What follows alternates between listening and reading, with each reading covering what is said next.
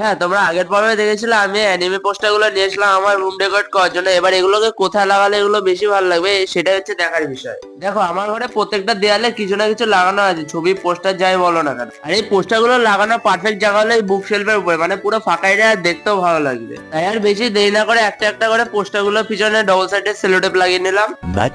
Much later. যাক, অনেক পরিশ্রমের পরে এগুলোতে সেলোটেপ লাগানো তো কমপ্লিট, এবার এগুলোকে এই দেয়ালে লাগানোর পালা। তাই আর কি, যেমন কথা তেমন কাজ, একটা করে সবকটা পোস্টার নিজের নিজের জায়গায় লাগিয়ে দিলাম। আর এই ক্যারেক্টার গুলোর মধ্যে কোন ক্যারেক্টারটা তোমার বেশি ফেভারিট সেটা আমাকে অবশ্যই কমেন্ট করে জানিও। A few moments later. যাক, অবশেষে আমার সব পোস্টার লাগানো তো কমপ্লিট, আর সবকিছু পরে ফাইনাল রেজাল্ট কিছুটা এরকম লাগছে, মানে আমার চোখে দেখতে তো সত্যি খুব ভালো লাগছে। তোমাদের কেমন লাগছে সেটা অবশ্যই কমেন্ট করে জানিও।